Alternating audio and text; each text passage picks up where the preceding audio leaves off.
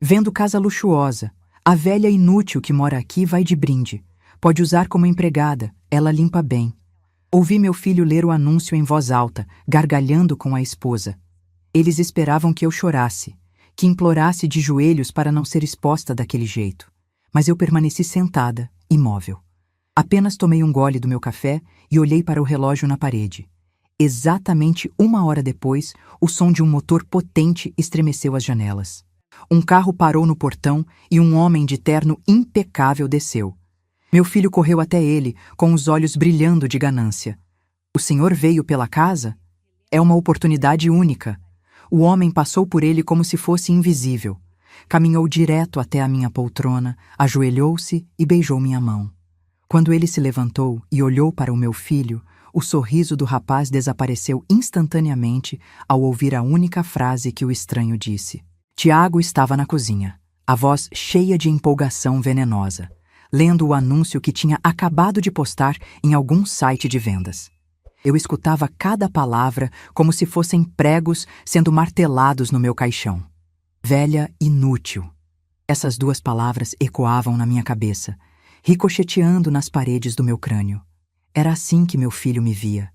Não como a mulher que tinha passado noites em claro quando ele teve pneumonia aos 5 anos. Não como a mãe que tinha trabalhado 16 horas por dia para construir uma empresa de contabilidade do zero, atendendo clientes na sala de casa enquanto embalava ele para dormir com uma mão e digitava relatórios com a outra. Não como a pessoa que tinha vendido aquela empresa por 4 milhões de reais e guardado cada centavo com a discrição de quem aprendeu desde cedo que ostentação atrai parasitas. Para ele, eu era só isso. Velha inútil que ia de brinde. Lívia gargalhou, aquela risada aguda, estridente, que me perfurava os ouvidos toda vez que ela abria a boca. Minha nora. 34 anos, cabelo pintado de loiro platinado que custava uma fortuna para manter. Unhas compridas e decoradas com pedrarias falsas. Roupas de marca compradas parceladas em 12 vezes no cartão de crédito. Influenciadora digital, ela se autodenominava.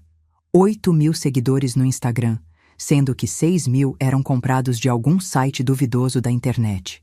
Ela postava fotos em restaurantes caros que o Tiago pagava com o dinheiro que ele me extorquia. Postava selfies em frente a carros importados alugados por 1 hora só para a foto. Postava vídeos falando sobre estilo de vida de luxo enquanto morava num apartamento de 2 quartos alugado em Pinheiros que eu descobri, através do Roberto, que estava com 3 meses de aluguel atrasado. Amor, você é genial! A voz dela era açucarada, falsa como adoçante barato. Quando os compradores virem que tem empregada de graça, vão pagar mais. A gente pode pedir 1.200.000 ou até 1.300.000. Imagina, uma casa no Morumbi com empregada que já conhece todos os cantos, é lucro na certa. Tomei outro gole do café. Estava frio. Amargo. Não me importei. Meus olhos continuaram fixos nas letras borradas do jornal, mas eu não estava lendo nada.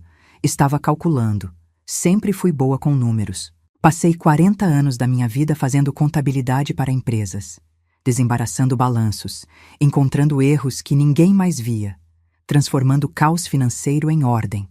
E agora estava calculando quanto tempo faltava. Quanto tempo até que a armadilha que eu tinha montado se fechasse sobre esses 2. Olhei para o relógio na parede. Um relógio simples, redondo, com números grandes, que comprei numa loja de departamentos há 20 anos. Marcava 14 horas e 37 minutos. Respirei fundo. 1 hora. Só faltava 1 hora. Ela merece isso. A voz do Tiago mudou.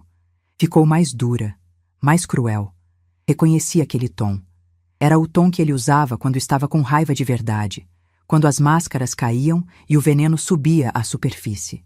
Passou a vida toda fingindo ser humilde, morando nessa casa ridícula, vestindo roupa de brechó. Meu pai era advogado tributarista, ganhava fortunas, e ela se recusava a gastar. Sempre com essas roupas velhas, esses móveis ordinários, esse jeito de pobre que ganhou na loteria e tem medo de aproveitar. Agora vai ver o que é ser realmente pobre. Vai virar empregada de verdade de quem comprar essa casa. Vai lavar chão, limpar banheiro, servir comida. Quero ver se ela vai continuar com essa pose de santa quando estiver de joelhos esfregando privada. Engoli a seco. As palavras desceram pela minha garganta como cacos de vidro. Meus dedos apertaram a xícara com tanta força que tive medo de quebrá-la. Mas não deixei nada aparecer no meu rosto. Continuei imóvel, estátua de sal olhando para o jornal. Ridícula, ordinária, pose de santa. Era isso que eu era para ele. Lívia riu de novo, concordando com cada sílaba de veneno que ele cuspia. Eu sempre achei estranho, sabe? Uma mulher que foi casada com um advogado, que teve empresa, que tem dinheiro, mas mora numa casa que parece de classe média baixa. Sem reforma há anos, sofá velho, cortina desbotada. No começo eu pensava que era falta de grana, mas aí o Tiago me contou que ela vendeu a empresa por milhões. Aí eu entendi. Ela é só mão de vaca mesmo, agarrada no dinheiro como se fosse morrer amanhã. Enquanto isso, a gente aqui passando aperto, o Tiago tendo que ralar como corretor autônomo, sem ajuda de ninguém. Sem ajuda de ninguém. As palavras flutuaram até mim como fumaça tóxica. Fechei os olhos por um segundo, só um segundo, e deixei as memórias virem. Tiago, aos 30 anos, batendo na minha porta às 11 da noite, bêbado, chorando, dizendo que tinha perdido tudo num investimento furado. 50 mil reais que eu transferi para a conta dele no dia seguinte, dinheiro que ele prometeu devolver em 6 meses. Nunca vi um centavo de volta. Tiago, aos 32, me ligando empolgado, dizendo que tinha descoberto o segredo das criptomoedas, que ia ficar rico, que só precisava de uma forcinha para começar. 30 mil reais que evaporaram em 3 meses quando o mercado despencou. Tiago, aos 34, aparecendo na minha casa com a Lívia pela primeira vez, apresentando ela como a mulher da minha vida, pedindo dinheiro emprestado para comprar aliança de noivado porque não podia decepcionar ela. 15 mil reais que foram para uma aliança com diamante que eu descobri depois ser zircônia. Tiago, aos 36, me ligando desesperado porque tinha comprado um carro importado e não conseguia pagar as parcelas, pedindo 20 mil para quitar e nunca mais pedir nada. O carro foi apreendido 4 meses depois porque ele continuou sem pagar. Somei mentalmente 115 mil reais. Sem contar presentes de aniversário, de Natal, de Dia das Mães que eu nunca recebi de volta, jantares que paguei, concertos no apartamento deles que financiei. 140 mil reais no mínimo, talvez mais. Tudo doado, nunca emprestado de verdade, porque empréstimo pressupõe devolução. E agora estava ouvindo que ele ralava sem ajuda de ninguém. Sabe o que eu vou fazer com a minha parte? A voz do Tiago estava sonhadora agora, fantasiando. Vou comprar um apartamento na Faria Lima. Aqueles prédios novos, com academia, piscina, sala de cinema. Vou trocar de carro, pegar uma BMW ou uma Mercedes. Vou começar a viver do jeito que eu mereço, do jeito que sempre deveria ter vivido se não tivesse uma mãe avarenta. E eu vou reformar o meu Instagram todinho. Lívia entrou na fantasia também. Vou contratar fotógrafo profissional, fazer ensaios em locações de verdade, comprar seguidores de qualidade. Em 6 meses, eu vou estar com 50 mil seguidores, fechando publis com marcas grandes. A gente vai ser influencer de casal, amor. Imagina a gente postando da piscina do nosso AP novo, viajando para Dubai, jantando em restaurantes estrelados. Vou esfregar na cara de todas aquelas patricinhas que me zoavam na escola. Ouvi passos se aproximando. O cheiro enjoativo do perfume da Lívia chegou antes dela. Era um perfume caro, eu reconhecia, provavelmente comprado no aeroporto em alguma viagem que o Tiago fez e parcelou no cartão. Cheiro de flores artificiais misturado com álcool barato, tentando imitar elegância, mas só conseguindo ser vulgar. Ela apareceu na porta da sala, o celular na mão, digitando freneticamente. Já postei nos stories avisando que tenho novidade grande vindo. Tô criando suspense. Amanhã vou postar foto da frente da casa com a legenda Nova Fase Começando. Meus seguidores vão pirar. Tiago veio atrás dela. Aquele sorriso largo e falso que ele usava quando estava planejando algo ruim. Ele olhou para mim, finalmente me notando ali na poltrona. Nossos olhos se encontraram. E sabe o que vi no olhar dele? Nada. Nenhum amor. Nenhum remorso. Nenhuma culpa. Apenas cálculo frio. A mesma expressão que vendedores desonestos têm quando estão fechando um golpe. Mãe, ele disse, a voz em tom casual demais para ser genuína. A gente vai receber uma visita daqui a pouco. Um possível comprador para a casa. Então, por favor, fica no seu quarto, tá? Não precisa aparecer. É melhor assim. A gente resolve tudo. Não respondi imediatamente. Tomei o último gole do café frio, coloquei a xícara devagar no pires, dobrei o jornal com movimentos precisos. Só então olhei para ele e perguntei, a voz tranquila. Comprador para qual casa, Tiago? Ele riu. Uma risada curta, nervosa. Ora, mãe, para essa casa. Chegou a hora de vender.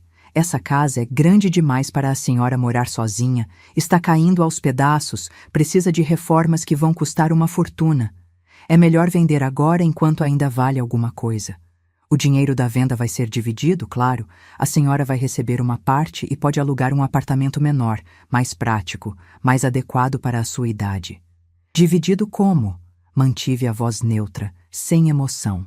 Como tem que ser? Ele respondeu impaciente. Essa casa foi da família. Meu pai morou aqui. Eu cresci visitando aqui. É patrimônio familiar. Então o justo é dividir meio a meio. Metade para a senhora, metade para mim. Lívia entrou na conversa, a voz doce e falsa como sacarina. É o certo, sogra. A senhora não vai conseguir manter essa casa sozinha. Já tá ficando velhinha, não consegue mais limpar tudo, não consegue cuidar do jardim. E se a senhora cair, machucar? Quem vai cuidar? É perigoso ficar numa casa grande assim na sua idade. Num apartamento pequeno a senhora fica mais segura, mais protegida. Olhei para os dois. Meu filho e minha nora. 2 urubus disfarçados de preocupados, circulando em volta de mim como se eu já estivesse morta. Senti algo estranho se mover dentro do meu peito. Não era raiva. Não ainda. Era algo mais frio, mais definitivo. Era o último fio de esperança se partindo. A última ilusão de que talvez, em algum lugar profundo, meu filho ainda tivesse um pingo de decência. E se eu não quiser vender? Perguntei. O rosto do Tiago endureceu. Então a gente vai ter que resolver de outro jeito, mãe. Na justiça, se for preciso. Essa casa é patrimônio de família, e eu tenho direito sobre ela. Se a senhora se recusar a vender de forma amigável, eu vou entrar com processo de herança em vida. Vou provar que a senhora não tem condições de administrar o próprio patrimônio, que está senil, que precisa de curador. E aí um juiz vai decidir, e o juiz vai ver que é melhor vender mesmo. Senil. A palavra ficou pendurada no ar como uma sentença de morte. Lívia complementou, agora sem nem tentar esconder a maldade. E isso vai ser ruim para todo mundo, sogra. Processo judicial demora anos, custa caro, desgasta a família. É melhor resolver tudo em paz. Assina os papéis, recebe sua parte e todo mundo fica feliz. A senhora pode até vir visitar a gente no AP Novo, passar o final de semana. Se comportar direitinho, quem sabe até contratamos a senhora para fazer uma faxina uma vez por semana. Pelo menos assim a senhora tem uma rendinha extra. O sangue congelou nas minhas veias. Então era verdade. O anúncio não tinha sido só uma piada de mau gosto. Eles realmente pretendiam me transformar em empregada. Realmente achavam que eu era tão inútil, tão descartável, que minha única serventia seria limpar a sujeira deles. Levantei da poltrona. Devagar, porque minhas pernas estavam bambas, mas tentei não deixar isso aparecer. Olhei para o relógio de novo. 14h52. Ainda faltavam 45 minutos. Tá bom, eu disse, a voz saindo mais rouca do que eu queria. Tudo bem. Se é isso que vocês querem, então vamos fazer do jeito de vocês. Os olhos do Tiago brilharam de ganância pura. Sério, mãe? A senhora vai assinar? Vou conversar com o comprador primeiro, respondi. Quero ver se é gente séria, se vai cuidar bem da casa. Mas se for tudo certinho, eu assino. Lívia bateu palmas, animada como criança que acabou de ganhar doce. Sabia que a senhora ia entender, sogra. É o melhor para todo mundo. Ah, e só um aviso. O comprador é um cara importante, rico, então capricha na aparência, tá? Põe uma roupa melhor, prende esse cabelo, passa um batonzinho. Primeira impressão é importante. Olhei para ela, para aquela menina que tinha 29 anos a menos que eu, mas me tratava como se eu fosse uma criança retardada e sentia algo gelado se instalar no meu estômago. Não respondi. Apenas virei as costas e fui para o meu quarto. Fechei a porta atrás de mim e encostei nela, finalmente permitindo que meu corpo tremesse. Olhei ao redor. Meu quarto. Meu santuário há 18 anos. A cama de casal que eu tinha comprado logo depois do divórcio, firme e confortável, coberta com a colcha de retalhos que eu mesma tinha costurado nas noites de insônia. A cômoda de madeira antiga, herança da minha mãe, onde eu guardava as poucas joias que tinha. A aliança de casamento que nunca mais usei, o colar de pérolas que ganhei do meu pai, o broche de ouro que pertenceu à minha avó, a penteadeira simples com o espelho embaçado pelo tempo, onde eu me arrumava toda manhã. Abri a gaveta da cômoda, tirei uma pasta de couro gasto. Dentro estavam todos os documentos. Escritura da casa em meu nome, datada de 2010, 4 anos antes do divórcio. Comprovante de pagamento integral, sem financiamento, sem um centavo do Marcelo investido. Certidão de registro atualizada no cartório 3 meses atrás. Procuração passada para o Roberto há 6 meses, dando a ele poderes plenos para me representar em questões patrimoniais. Peguei outra pasta. Essa era mais dolorosa. Extratos bancários mostrando todas as transferências que fiz para o Tiago nos últimos 10 anos. 50 mil em abril de 2015. 30 mil em setembro de 2017. 15 mil em dezembro de 2018. 20 mil em março de 2020. E mais um monte de transferências menores. 3 mil aqui, 5 mil ali. Somas que pareciam pequenas isoladas, mas que juntas formavam uma montanha de exploração. Olhei para o espelho. Uma mulher de 63 anos me encarou de volta. Cabelos grisalhos presos em coque simples. Rugas ao redor dos olhos. Testemunhas de décadas de trabalho sob luz artificial de escritório. Pele sem maquiagem, marcada pelo tempo, mas ainda firme. Mãos calejadas de tanto trabalhar, veias saltadas, unhas curtas e sem esmalte. Velha, inútil. Era isso que eles viam. Não viam a mulher que tinha construído uma empresa do zero. Não viam a contadora que salvou dezenas de empresas da falência. Não viam a empresária que tinha negociado a venda da própria companhia por 4 milhões de reais à vista, sem parcelar, sem facilitar, porque sabia exatamente quanto valia seu trabalho. Não viam a estrategista que tinha investido cada centavo com sabedoria, multiplicando o patrimônio silenciosamente enquanto todos pensavam que ela era pobre. Viam só a velha inútil que ia de brinde. Olhei para o relógio do criado mudo. 15 horas e 23 minutos. 24 minutos. Respirei fundo. Coloquei as pastas de volta na gaveta. Não mudei de roupa. Não prendi o cabelo. Não passei batom. Continuei exatamente como estava. Simples, invisível, subestimada. Porque era exatamente assim que eu precisava estar quando a armadilha se fechasse. Voltei para a sala. Tiago e Lívia estavam grudados na janela, olhando para a rua. "Ele tá chegando", Tiago sussurrou, empolgado.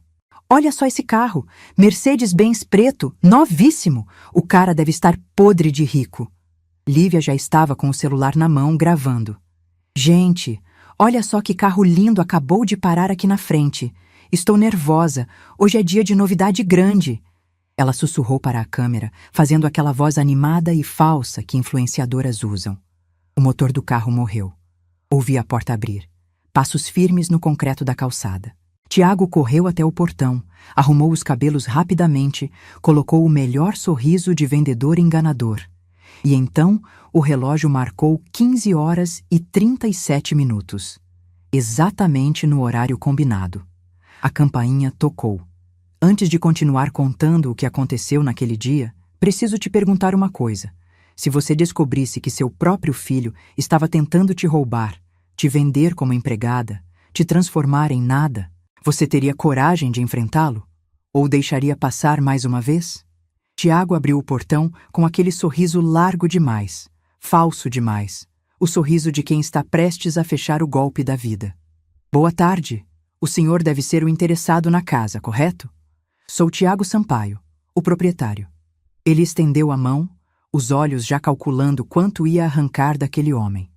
mas o homem que estava do outro lado do portão não apertou a mão dele. Roberto Figueiredo tinha 65 anos e não precisava provar nada para ninguém. Isso ficava claro no jeito que ele se vestia. Terno cinza feito sob medida, cortado perfeitamente no corpo, tecido tão fino que provavelmente custava mais que 3 meses de aluguel do apartamento do Tiago. Camisa branca impecável, abotoaduras de ouro discretas, mas caras. Sapatos de couro italiano que brilhavam mesmo sob a luz difusa da tarde nublada, engraxados à perfeição. Cabelos grisalhos penteados para trás, fixados com algum produto caro que não deixava aspecto engordurado. Relógio dourado no pulso esquerdo, não ostensivo, mas quem entendia de relógios reconhecia que aquilo custava mais que um carro popular. Ele olhou para a mão estendida do Tiago como quem olha para lixo na calçada. Não com nojo, mas com indiferença total, como se aquela mão simplesmente não existisse. E então passou direto por ele, ignorando completamente os passos firmes e decididos, entrando no jardim da minha casa sem pedir licença. Vi a confusão passar pelo rosto do Tiago. Ele ficou ali parado, mão ainda estendida no ar, sem entender. Lívia parou de gravar, franzindo a testa. Roberto caminhou pelo jardim como se fosse dono do lugar, passou pela porta da frente que estava aberta, entrou na sala. E então me viu. Continuei sentada na minha poltrona, a coluna ereta, as mãos cruzadas no colo, olhando para ele. Nossos olhos se encontraram e houve um entendimento silencioso ali. Uma comunicação que vinha de décadas de amizade, de respeito mútuo, de confiança absoluta. Roberto atravessou a sala em 4 passadas longas, parou na minha frente e então fez algo que deixou o Tiago e a Lívia completamente paralisados. Ele se ajoelhou. Ali, no chão da minha sala, um homem de 65 anos, empresário bem-sucedido, vestido em terno de R$ 5.000, ajoelhou-se diante de mim. Pegou minha mão direita com as 2 mãos dele, quentes e firmes, e a levou aos lábios. Beijou minha mão. Um beijo respeitoso, cavalheiresco, do tipo que não se vê mais há décadas. Quando ele levantou os olhos para mim, vi ali tudo o que eu precisava ver. Fúria contida, indignação e uma promessa silenciosa de proteção. Ele se levantou, ajeitou o paletó do terno com um movimento casual, alisou a gravata de seda e só então virou-se para o Tiago que tinha acabado de entrar na sala correndo, completamente perdido. O que está acontecendo aqui? Tiago gaguejou, olhando de mim para Roberto e de volta para mim. Quem é você? Por que você beijou a mão da minha mãe? Roberto o encarou. E quando ele falou, sua voz era baixa, controlada, mas carregada de um poder que fazia as palavras cortarem o ar como lâminas. A única coisa que vai ser vendida aqui hoje, garoto, é a ilusão patética que você tem de ser dono de alguma coisa. O silêncio que caiu sobre a sala era tão pesado que eu conseguia ouvir minha própria respiração. Tiago abriu e fechou a boca 3 vezes, tentando formar palavras, mas nada saía. Lívia tinha encostado na parede, o celular esquecido na mão, o rosto perdendo toda a cor. Roberto continuou, cada palavra escolhida com precisão cirúrgica. Essa casa pertence exclusivamente à sua mãe. Comprada em 2010, dia 23 de agosto, por R$ 380.000 à vista, 4 anos antes do divórcio dela com seu pai. O dinheiro veio da venda de participação minoritária que ela tinha na empresa de contabilidade, uma venda interna entre sócios. Escritura registrada no cartório do 2º Ofício de Registro de Imóveis de São Paulo, sob o número 147.892, matrícula 89.456, em nome de Lúcia Sampaio, CPF 023.456.708.910, Estado Civil, casada sob regime de separação total de bens. Seu pai nunca investiu 1 centavo nesta propriedade. Nunca morou aqui. Esta casa sempre foi dela, só dela. Tiago tentou se recuperar. Mas meu pai era casado com ela, tinha direito... Separação total de bens. Roberto cortou, implacável. Você sabe o que isso significa? Significa que cada cônjuge é dono absoluto do que compra com o próprio dinheiro. Seu pai não tinha direito nenhum sobre esta casa porque não pagou nada por ela. E você? Ele se aproximou do Tiago e, apesar de ser apenas alguns centímetros mais alto, parecia uma torre sobre ele. Você tem ainda menos direito. Zero. Nada. Nenhum. Mas eu sou filho dela, Tiago gritou, a voz saindo aguda, desesperada. Quando ela morrer, essa casa vai ser minha. Se ela te deixar herança, será. Se. Mas enquanto ela estiver viva, e ela está muito viva, esta casa é propriedade privada dela. E o anúncio que você fez? Roberto tirou o celular do bolso, desbloqueou, mostrou a tela para o Tiago. É crime. Vários crimes, na verdade. Artigo 171 do Código Penal. Estelionato ao tentar vender bem que não te pertence. Artigo 138. Calúnia ao chamar sua mãe de inútil publicamente. Artigo 149. Redução à condição análoga à de escravo, ao oferecer sua mãe como empregada de brinde. Quer que eu continue? Lívia finalmente encontrou a voz, mas estava trêmula. Mas o Tiago disse que essa casa era da família, que o pai dele morou aqui. Roberto riu. Não era uma risada de alegria. Era uma risada seca, dura, sem um pingo de humor. O pai dele visitava aqui. Vinha jantar 2 vezes por mês, quando não estava ocupado demais com a amante que manteve durante 18 anos do casamento. Marcelo Sampaio nunca morou nesta casa. Ele tinha o apartamento dele no Itaim Bibi, um flat de 80 metros quadrados na rua Joaquim Floriano, onde ele morava com a Sandra, a secretária do escritório que virou amante oficial. Eles têm 2 filhos juntos, aliás. Seus meio-irmãos, Tiago, Rafael, 22 anos, e Júlia, 19. Você não sabia? Vi meu filho empalidecer, o sangue fugindo do rosto como água descendo pelo ralo. Suas pernas bambearam e ele teve que segurar no encosto do sofá para não cair. Isso é mentira. Meu pai não... Rua Joaquim Floriano, número 1420, apartamento 807. Roberto continuou, implacável. Se quiser confirmar, pode ir lá. A Sandra ainda mora lá. Seu pai pagava o aluguel até morrer, há 3 anos. Depois disso, ela teve que se virar sozinha. Os filhos dele com ela receberam uma pequena herança, uns 50 mil reais cada um. Você também recebeu, se não me engano. 60 mil reais, que você gastou inteiros em 6 meses comprando um carro usado que quebrou 2 semanas depois. Tiago caiu sentado no sofá, as mãos tremendo. Não pode ser verdade. Por que eu mentiria? Roberto perguntou, genuinamente curioso. Eu era melhor amigo do seu pai. Formamos juntos na Faculdade de Direito da USP em 1984. Fui padrinho do casamento dele com a Sandra. Ah, sim. Eles casaram no civil depois que sua mãe pediu o divórcio. Eu conheço todos os detalhes da vida do Marcelo, incluindo as partes que ele escondia de você. E você sabia de tudo isso e não contou para ninguém? Tiago gritou, levantando de repente, a dor se transformando em raiva. Você deixou meu pai me enganar esse tempo todo? Não era segredo meu para contar, Roberto respondeu, a voz ficando gelada. E sua mãe sabia. Ela descobriu tudo em 2014, quando encontrou mensagens no celular do seu pai. Ela poderia ter feito escândalo, poderia ter destruído a reputação dele, poderia ter exigido metade de tudo no divórcio. Mas sabe o que ela fez? Divorciou em silêncio. Pegou apenas o que era dela por direito, que não era quase nada, porque seu pai gastava tudo com a outra família. Não pediu pensão, não pediu nada. Só quis paz. Olhei para o Tiago e vi quando ele finalmente entendeu. Vi o momento exato em que a verdade atravessou o escudo de negação e atingiu seu coração. Seu pai, o homem que ele idolatrava, era uma fraude. E ele tinha passado 10 anos culpando a pessoa errada. Mas ao invés de vir até mim, ao invés de pedir desculpas, ao invés de demonstrar qualquer remorso, vi a raiva se instalar no lugar da dor.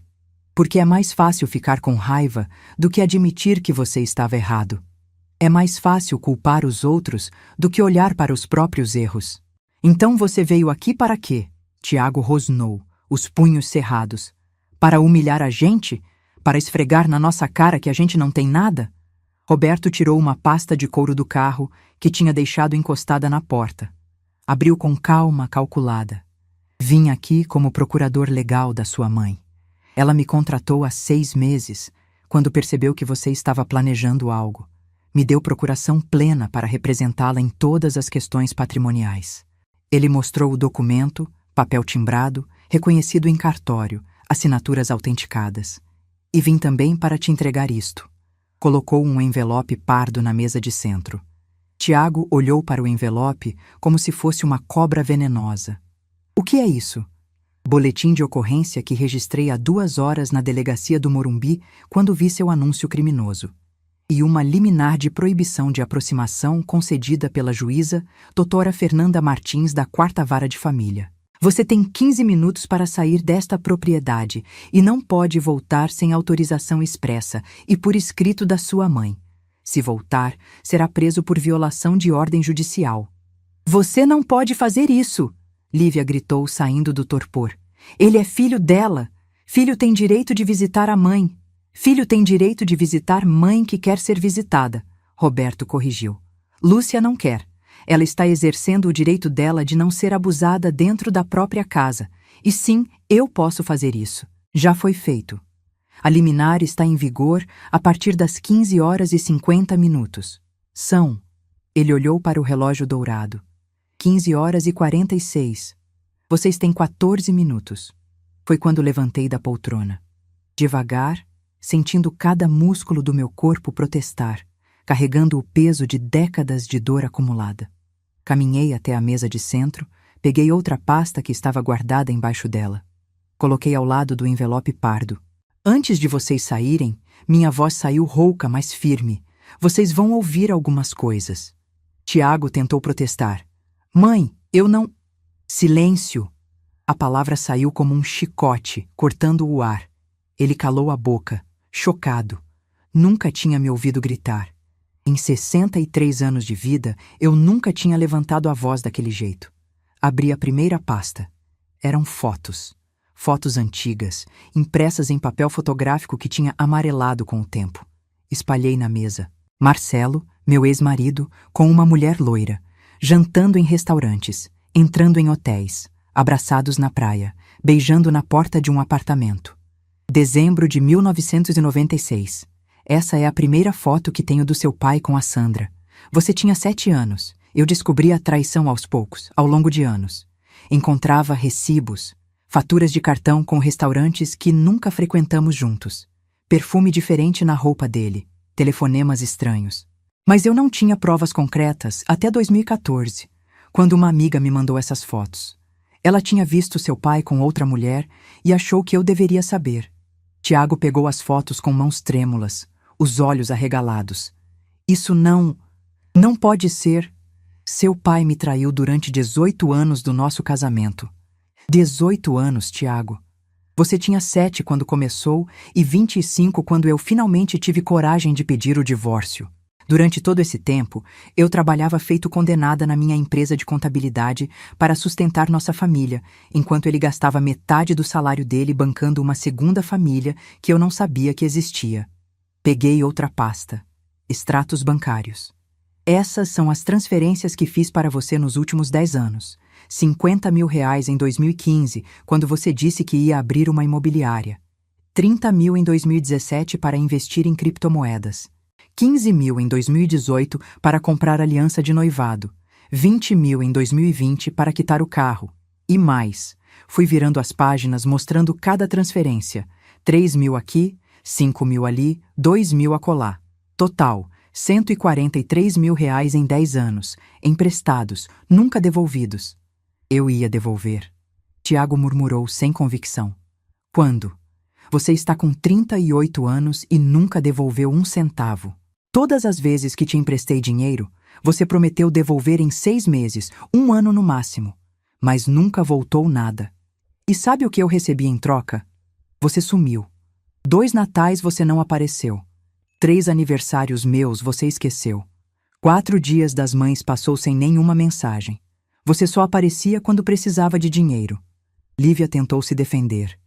Mas a gente tinha problemas financeiros, dona Lúcia. Problemas que vocês criaram. Minha voz subiu de novo.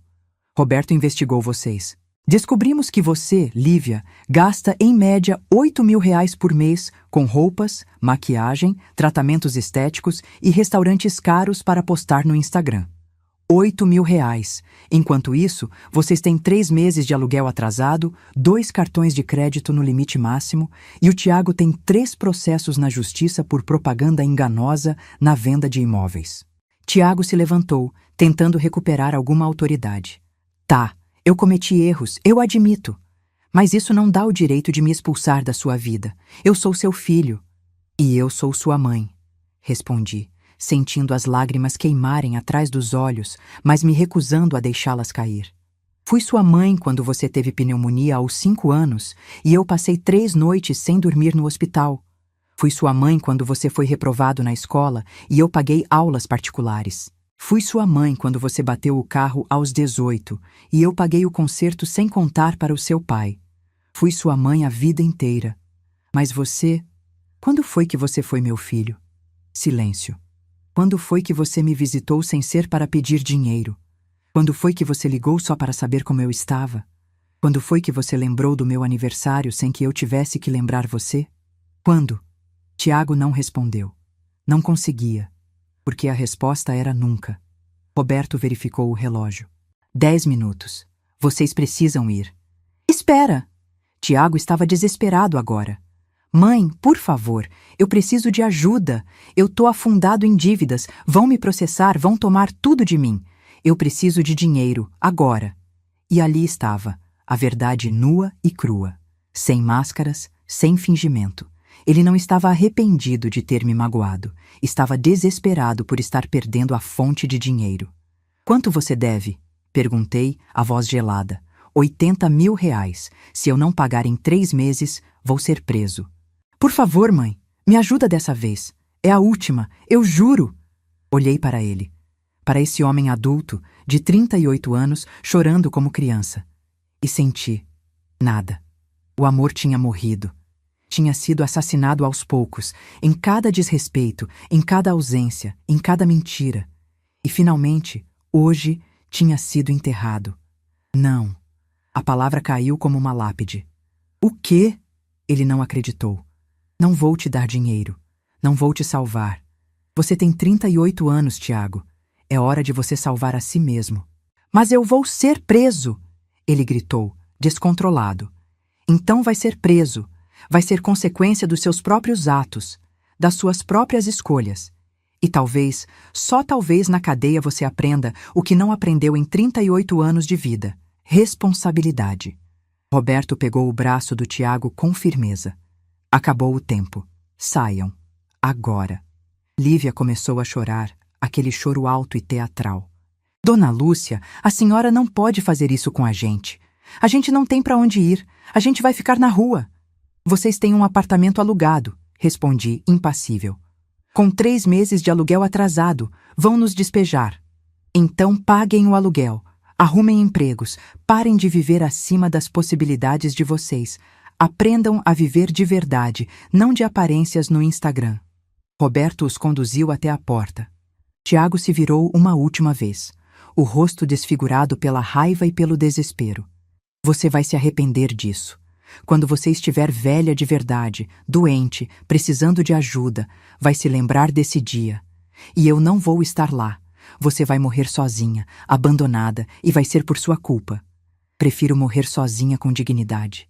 Respondi, cada palavra saindo devagar, pesada, definitiva, do que viver cercada de sanguessugas fingindo que me amam. A porta fechou atrás deles. O som ecoou pela casa vazia. E então, finalmente, desabei. Caí de joelhos no chão da sala, e as lágrimas que eu tinha segurado durante horas, dias, meses, anos, finalmente caíram. Chorei como não chorava desde o divórcio. Chorei pela mãe que eu fui e que não foi valorizada. Chorei pelo filho que criei e que se transformou em monstro. Chorei pelos anos perdidos, pelo amor desperdiçado, pela família que nunca tive de verdade. Roberto ajoelhou ao meu lado, me abraçou. Não disse nada, apenas me segurou enquanto eu chorava. Sua presença silenciosa sendo o único conforto que eu precisava naquele momento. Quando finalmente consegui parar, quando não tinha mais lágrimas para derramar, ele me ajudou a levantar. Me levou até o sofá. Trouxe um copo d'água da cozinha. Sentou ao meu lado e segurou minha mão. Você fez a coisa certa, ele disse. a voz suave. Não parece que fiz. Respondi, a voz rouca de tanto chorar. Porque dói. Mas dor não significa erro. Às vezes, as decisões mais certas são as mais dolorosas. Fiquei em silêncio, processando. Roberto continuou. Lúcia, tem uma coisa que preciso te contar. E hoje é o dia certo, porque você finalmente se livrou das correntes. Olhei para ele confusa. Ele respirou fundo. Eu te amo. Sempre te amei. Desde os tempos que você e o Marcelo eram casados, eu já te admirava. Não apenas a beleza, mas a inteligência, a força, a dignidade. Você era tudo o que eu procurava numa mulher. Mas não podia falar nada porque você era casada, porque Marcelo era meu amigo, porque não era certo. Meu coração acelerou. Depois do divórcio, esperei. Esperei você se curar. Esperei você se estabilizar. Esperei o momento certo. E hoje, vendo você expulsar aquele garoto ingrato, percebi. O momento é agora. Você está livre. E eu quero estar ao seu lado. Não como amigo, como companheiro, como alguém que te ama de verdade e quer te fazer feliz pelo resto da vida. Fiquei sem palavras. Olhei para ele, para esse homem que tinha estado ao meu lado durante as piores tempestades, que tinha me protegido sem pedir nada em troca, que tinha me respeitado quando ninguém mais respeitava. Roberto, eu não sei o que dizer. Ele sorriu. Não precisa dizer nada agora. Só quero que você saiba. Você não está sozinha. Nunca vai estar enquanto eu estiver vivo. E naquele momento, no meio da dor e da destruição, uma semente de esperança foi plantada. 3 meses se passaram. 3 meses de silêncio absoluto. Tiago não ligou, não mandou mensagem, não apareceu. Era como se eu tivesse deixado de existir para ele. E sabe de uma coisa? Pela primeira vez em 10 anos, respirei aliviada. Roberto cumpriu a promessa. Aparecia 3 vezes por semana, sempre no final da tarde, sempre trazendo algo. Um vinho especial, flores do jardim da casa dele, um livro que achou que eu fosse gostar. Jantávamos juntos na minha mesa de jantar simples, conversando sobre tudo. Política, história, arte, memórias da juventude. Ele me fazia rir. Eu tinha esquecido como era bom rir de verdade. Aos poucos, a casa que tinha sido palco de tanta dor começou a respirar de novo. Contratei um jardineiro para cuidar do gramado que estava abandonado. Pintei a parede da sala de um tom de bege mais claro, mais alegre. Troquei as cortinas velhas por cortinas de linho branco que deixavam a luz do sol entrar. Comprei plantas novas, pequenos vasos de suculentas que coloquei nas janelas. E comecei a sorrir de novo. Estava regando as plantas numa manhã de quinta-feira quando meu celular tocou. Número desconhecido. Hesitei, mas atendi. Dona Lúcia? Voz feminina, jovem, nervosa. Sim? Meu nome é Camila. Eu era namorada do Felipe, primo do Tiago. A gente se conheceu no aniversário dele há 2 anos, lembra? Lembrei vagamente. Uma menina de cabelos cacheados, simpática. Lembro sim. Tudo bem com você? Silêncio do outro lado. Respiração pesada. Dona Lúcia, eu preciso te contar uma coisa. É sobre o Tiago e a Lívia. Eu não sei se devo, mas minha consciência não deixa quieto. Meu estômago apertou. Pode falar. Eles estão planejando outra coisa, contra a senhora. Eu ouvi por acaso, numa conversa no WhatsApp que o Felipe deixou aberto. O Tiago mandou mensagem dizendo que achou um advogado que vai entrar com processo de interdição contra a senhora. O sangue congelou nas minhas veias. Interdição? É, aquele processo que declara a pessoa incapaz de cuidar dos próprios bens. O advogado disse que se conseguirem provar que a senhora está senil, com problemas mentais, conseguem nomear o Tiago como curador legal. E aí ele toma controle de tudo, contas bancárias, casa, investimentos, tudo. Sentei na cadeira da cozinha, as pernas bambas. E como eles vão provar isso? Vão mentir. O advogado orientou eles a juntarem testemunhas que vão dizer que a senhora esquece coisas, se confunde, não reconhece pessoas. A Lívia já convenceu 2 vizinhos a testemunharem a favor deles, oferecendo dinheiro. E tem mais. Eles falsificaram a assinatura da senhora em 3 cheques e vão usar isso como prova de que a senhora não tem controle das próprias finanças. Minha respiração ficou irregular. Falsificaram minha assinatura? Sim.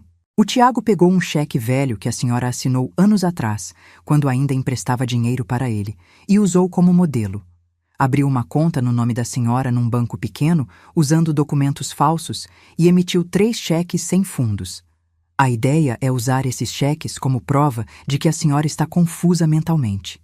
Meu Deus! Mal conseguia processar. Meu próprio filho estava cometendo crimes para me roubar. Eu sei que não deveria te contar isso, Camila continuou, a voz embargada. Mas o Felipe disse que eu devia ficar quieta, que não era problema meu. Mas eu não consigo, dona Lúcia. A senhora sempre foi gentil comigo, e isso que eles estão fazendo é errado demais. Obrigada, Camila. Muito obrigada por me avisar. Desliguei. Fiquei sentada ali, na cozinha, olhando para as plantas que tinha acabado de regar, e senti a raiva subir. Não era mais dor, não era mais tristeza, era raiva pura, cristalina, poderosa. Liguei para o Roberto. Ele atendeu no segundo toque. Lúcia? Tudo bem? Preciso de você. Agora. Ele chegou em 20 minutos. Contei tudo. Observei seu rosto endurecer conforme eu falava, a mandíbula travando, os olhos ficando perigosos. Vou destruir ele, Roberto disse, a voz baixa, mas letal. Vou acabar com esse garoto. Não, respondi, surpresa pela própria calma. Nós vamos acabar com ele, juntos, mas do jeito certo, com provas irrefutáveis. Roberto pensou por um momento, então assentiu. Você tem razão. Precisamos de evidências sólidas de tudo que ele está fazendo. Vou contratar um investigador particular. Vamos gravar conversas, fotografar documentos, juntar tudo o que for preciso. E os cheques falsos? Vou ao banco com você amanhã. Fazemos boletim de ocorrência por falsidade ideológica e fraude. Periciamos a assinatura, provamos que é falsificação. Isso sozinho já dá cadeia para ele. Nos dias seguintes, Roberto colocou em ação um plano meticuloso. Contratou um investigador chamado Paulo, ex-policial federal, discreto e eficiente. Paulo começou a seguir Tiago e Lívia, documentando tudo. Em uma semana, tínhamos fotos de Tiago encontrando o advogado inescrupuloso num café da Faria Lima. Tínhamos gravação de Lívia oferecendo R$ 2.000 para a vizinha Dona Marlene testemunhar falsamente contra mim. Tínhamos vídeo do Tiago entrando numa agência bancária com documentos na mão, os documentos falsos que ele usou para abrir conta em meu nome. Roberto foi além. Descobriu que o advogado que Tiago tinha contratado, um tal de Dr. Vinícius Cardoso, tinha sido suspenso da OAB há 3 anos por conduta antiética e estava exercendo ilegalmente. Descobriu que Lívia tinha dívidas com agiotas, pessoas perigosas que estavam cobrando com ameaças. Descobriu que o apartamento onde eles moravam ia ser despejado em 2 semanas por falta de pagamento. E descobriu algo pior. Tiago tinha vendido a aliança de noivado que eu tinha pagado, a televisão nova que dei de presente no Natal passado, e até um colar de pérolas que era da minha mãe e que eu tinha deixado ele pegar emprestado anos atrás para a Lívia usar numa festa. Tudo vendido em sites de terceiros por uma fração do valor real. Quando Roberto me mostrou as fotos do colar da minha mãe sendo anunciado num site de vendas por R$ 500, um colar que valia pelo menos 15 mil, algo dentro de mim quebrou de vez. Não era dor. Era determinação gelada. Quero que você monte um dossiê completo, disse para Roberto. Tudo, cada crime, cada mentira, cada documento falso. Quero provas incontestáveis de tudo. Você vai à polícia? Vou, mas antes vou fazer uma coisa melhor. Vou convidá-los para jantar. Roberto me olhou como se eu tivesse enlouquecido. Lúcia, eles têm ordem de restrição, que eu vou retirar temporariamente. Vou mandar uma mensagem para o Tiago dizendo que estou arrependida, que quero fazer as pazes, que quero ajudá-lo com as dívidas. Vou atraí-los para dentro da armadilha. Um sorriso lento e perigoso se formou no rosto do Roberto. Você é brilhante. Peguei o celular, desbloqueei o número do Tiago e digitei. Filho, estive pensando muito. Talvez eu tenha sido dura demais. Você é meu único filho e não quero morrer brigada com você. Podemos conversar? Venha jantar aqui em casa sábado, 19 horas. Vou fazer aquele assado que você gosta. Precisamos resolver isso em família. Mãe. Enviei. 3 minutos depois, a resposta chegou. Mãe, que bom que a senhora mudou de ideia. Eu também estava com saudade. A gente vai aí sim. Obrigado por dar essa chance. Tiago. Mostrei para Roberto. Ele balançou a cabeça, incrédulo. Ele realmente acha que você engoliu a história toda. Que arrogância. Arrogância é o calcanhar de Aquiles dele. Sempre foi. Ele nunca me achou inteligente o suficiente para descobrir os golpes dele. Passamos os próximos dias preparando tudo. Roberto trouxe um advogado criminalista de confiança, Dr. Henrique Almeida, especialista em fraudes patrimoniais. Revisamos todo o dossiê, organizamos as provas em ordem cronológica, preparamos a documentação para apresentar às autoridades. E eu preparei o jantar.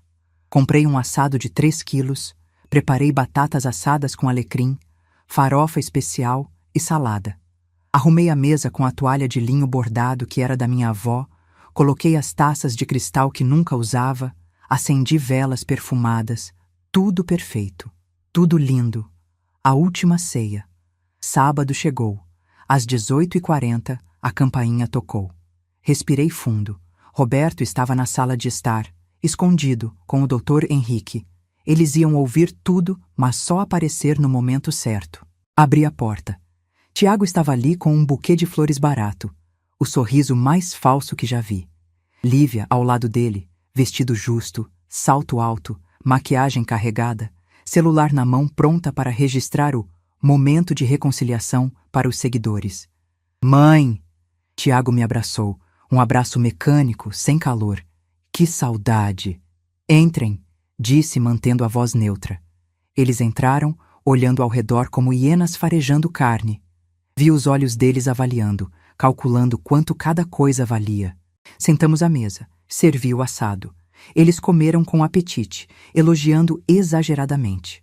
Nossa, mãe, que assado maravilhoso! A senhora sempre cozinhou tão bem. Esperei até terminarem. Então, limpei a boca com o guardanapo de pano, dobrei-o cuidadosamente, coloquei sobre a mesa e olhei diretamente para os olhos do meu filho. Tiago, eu menti. O garfo dele parou no ar. Eu não te chamei aqui para fazer as pazes. Chamei para te dar uma última chance de confessar tudo o que você fez e encerrar isso de forma civilizada. Mas antes, quero que você saiba que eu sei de tudo. O rosto dele empalideceu. Sabe do quê? Dos cheques falsos que você emitiu no meu nome. Da conta bancária fraudulenta. Do processo de interdição que está planejando. Das testemunhas compradas. Do advogado suspenso que contratou. Do colar da minha mãe que você vendeu por R$ 500. De tudo. Lívia deixou cair o garfo no prato. Tiago ficou paralisado, a boca aberta. Como você... Quem te contou? Não importa. O que importa é que tenho provas de tudo. Fotos, gravações, documentos. E amanhã de manhã vou à delegacia registrar queixa-crime por falsificação de documento, estelionato, apropriação indébita e tentativa de fraude processual. Tiago se levantou bruscamente, derrubando a cadeira. Você não vai fazer isso. Eu sou seu filho. E você está tentando me roubar, me internar como louca, destruir minha vida. Que tipo de filho faz isso? Foi quando Roberto e Dr. Henrique saíram da sala de estar. Tiago congelou ao ver os 2 homens entrando na sala de jantar, ambos de terno, ambos com pastas de documentos. Boa noite, Dr. Henrique disse, a voz profissional e fria. Sou o Dr. Henrique Almeida, advogado criminalista, e vim oficialmente notificar que um processo criminal será aberto contra vocês 2 amanhã. Os crimes são graves e têm pena de reclusão de 2 a 8 anos. Lívia começou a chorar. Eu não fiz nada. Foi tudo ideia dele. Você ofereceu dinheiro para testemunhas mentirem. Roberto interveio, colocando fotos na mesa. Temos gravação da conversa com a dona Marlene. Você é cúmplice de tudo. Tiago tentou uma última cartada. Mãe, por favor, eu fiz isso porque estou desesperado. Devo R$ 80 mil, vão me matar. Os agiotas ameaçaram quebrar minhas pernas. Eu precisava do dinheiro. Olhei para ele e senti apenas pena. Então você deveria ter arrumado um emprego honesto, não tentar destruir sua própria mãe. Vocês têm duas opções, Dr. Henrique continuou. Primeira, vão presos amanhã e respondem processo criminal completo. Segunda, assinam agora uma confissão de tudo o que fizeram. Devolvem todo objeto roubado que ainda possuem. Pagam indenização por danos morais e se comprometem a nunca mais contactar Dona Lúcia. Em troca, ela não registra queixa criminal. Quanto de indenização? Tiago perguntou, a voz derrotada. 143 mil reais, o valor exato que você roubou dela ao longo dos anos. Eu não tenho isso. Então vai trabalhar e pagar. Temos 10 anos para cobrar judicialmente. Com juros, vai dar uns 200 mil no final. Ou vai preso. Escolhe. Silêncio pesado caiu sobre a sala. Tiago olhou para Lívia, que estava soluçando. Olhou para mim, procurando alguma misericórdia. Não encontrou.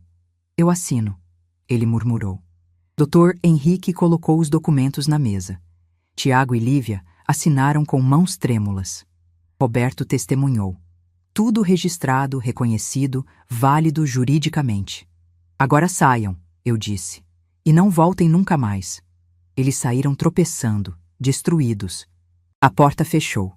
E finalmente, depois de meses de guerra, veio a paz. 2 semanas depois, recebi uma ligação do Dr. Henrique. Lúcia, o Tiago não cumpriu o acordo. Ele sumiu, não paga, não responde, desapareceu. Não me surpreendi. Então vamos acionar o plano B. Queixa-crime completa? Completa. Fomos à delegacia. Registrei tudo. Falsificação, estelionato, apropriação indébita. O delegado, ao ver o volume de provas, expediu mandado de prisão imediatamente. Tiago foi preso 3 dias depois, tentando embarcar para o Paraguai com documentos falsos. Lívia foi presa junto, como cúmplice. Ambos ficaram detidos, aguardando julgamento. Roberto segurou minha mão quando recebemos a notícia. Como você se sente? Aliviada. Finalmente acabou. Mas não tinha acabado. O juiz marcou a audiência. Eu teria que testemunhar, confrontar meu filho no tribunal. E foi a coisa mais difícil que já fiz na vida. Entrei no tribunal de mãos dadas com Roberto. Tiago estava lá, de uniforme laranja de presidiário, algemado, o rosto afundado, olheiras profundas. Quando me viu, desviou o olhar. Fui chamada para depor. Contei tudo com voz firme. Os empréstimos nunca pagos, as mentiras, o anúncio me vendendo como empregada, os cheques falsos, o plano de interdição. Apresentei cada prova, cada documento, cada gravação. O advogado de defesa tentou me desqualificar. A senhora não estaria sendo vingativa, exagerando fatos por mágoa pessoal? Não sou eu quem falsificou documentos, respondi calmamente. Não sou eu quem cometeu crimes. Sou apenas uma mãe que foi roubada pelo próprio filho e decidiu não aceitar mais. O juiz foi impiedoso na sentença. 4 anos de reclusão para Tiago, em regime fechado, e 2 anos para Lívia, em regime semiaberto. Mais pagamento de 200 mil reais em indenização. Quando a sentença foi lida, Tiago finalmente me olhou. E gritou, "Eu te odeio! Você destruiu minha vida!" Levantei, olhei para ele uma última vez e disse, "Não, você destruiu a sua. Eu apenas não deixei que destruísse a minha também." E saí do tribunal. Hoje, 2 anos depois, acordo em paz. Tiago cumpre pena numa penitenciária em Tremembé. Recebo cartas dele pedindo perdão, pedindo uma chance. Não respondo. Lívia foi libertada há 6 meses por bom comportamento. Soube que voltou para a casa da mãe, arrumou emprego de vendedora, deletou o Instagram. Divorciou-se do Tiago por correspondência. Quanto a mim, casei com Roberto há 1 ano numa cerimônia pequena, só amigos próximos. Ele se mudou para minha casa, mas mantemos nossas contas separadas. Viajamos, rimos, vivemos. Reformei completamente a casa com o dinheiro da indenização que recebi. Novos móveis, nova pintura, novo jardim. Apaguei as memórias ruins e construí novas, boas. O colar da minha mãe foi recuperado pela polícia e devolvido. Está guardado num cofre, esperando para ser deixado para alguém que mereça. Não será o Tiago. Dizem que mãe nunca abandona filho, mas eu aprendi que existe diferença entre abandonar e se proteger. Existe diferença entre amor e permissividade. Existe diferença entre perdoar e se deixar destruir. Meu filho está vivo, tem saúde, tem chance de reconstruir a vida quando sair da prisão. Mas vai fazer isso sozinho, sem usar meus recursos, minha paciência, minha dignidade como degrau. E eu estou feliz, de verdade feliz, ao lado de um homem que me respeita, numa casa que é meu santuário, vivendo a vida que sempre mereci. Quando me oferecerem de brinde como se você não valesse nada, não chore, não implore. Mostre seu valor de forma tão contundente que eles nunca mais esqueçam. E então, vire as costas e construa a vida que você merece, longe de quem não soube te valorizar. Se essa história tocou você, compartilhe com quem precisa ouvir. Inscreva-se no canal e clique na próxima história. Sua dignidade vale mais que qualquer relação tóxica.